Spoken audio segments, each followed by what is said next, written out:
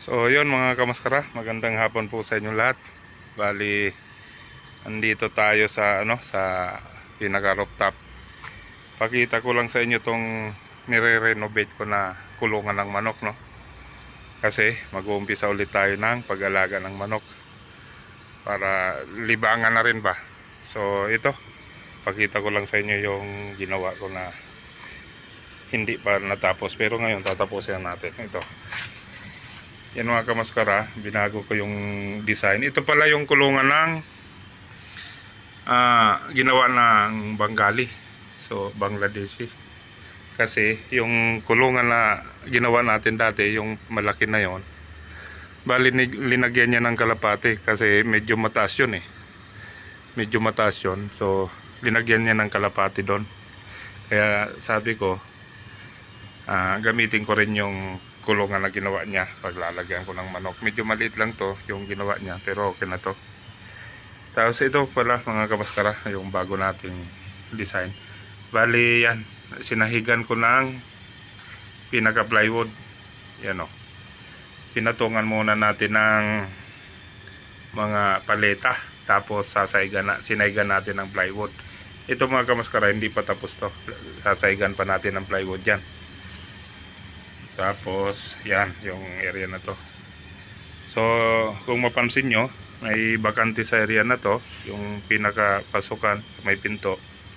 Hindi talaga sinadya talaga natin yan mga kamaskara na wag saigan. Gawa ng ito, lalagyan natin to ng lupa.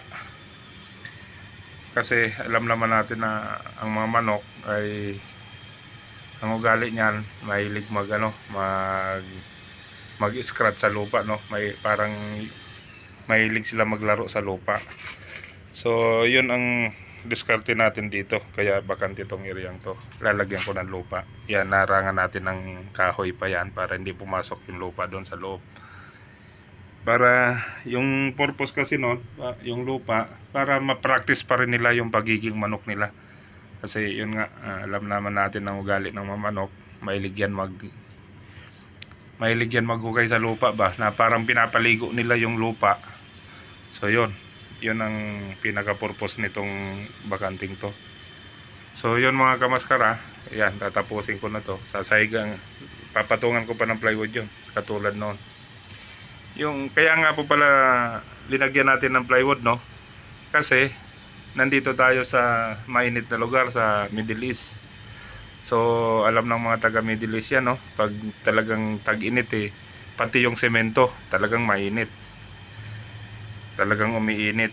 Kung nakapaa ka o wala kang tsinelas o sapatos, hindi mo kayang umapak sa semento pag tag-init dito. Kaya yun ang purpose natin mga kamaskara, kaya linagyan natin ng plywood. Tapos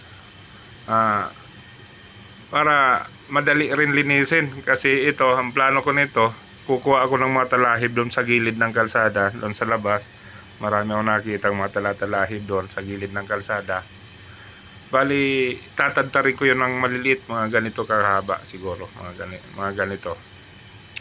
Yun ang ipapatong natin dito, na parang gagawin nating ipa, dahil wala tayong ditong ipa para yung dumi nila hindi direct dito sa kahoy, sa plywood. So doon muna babagsak sa ipa na yon, sa mga damo na yon na tatadtarin natin, na ipapatong natin diyan. Doon muna babagsak. So pag naglinis tayo, madali lang linisin. Kasi yun lang ang tatanggalin natin yun lang ang pinaka wawalisin natin. So yun pala ang purpose natin yan na mga kamaskara, dalawa. Bali, para hindi sila mainitan. Pangalawa, yung purpose ng sahig ay para madaling linisan, kasi lalagyan ko ng ipa to. So yun mga kamaskara, itutuloy ko na to mga kamaskara. So ngayon, matapos na natin to. Bukas maluludan na natin to, no, pag nakabili tayo ng sisiw ng manok.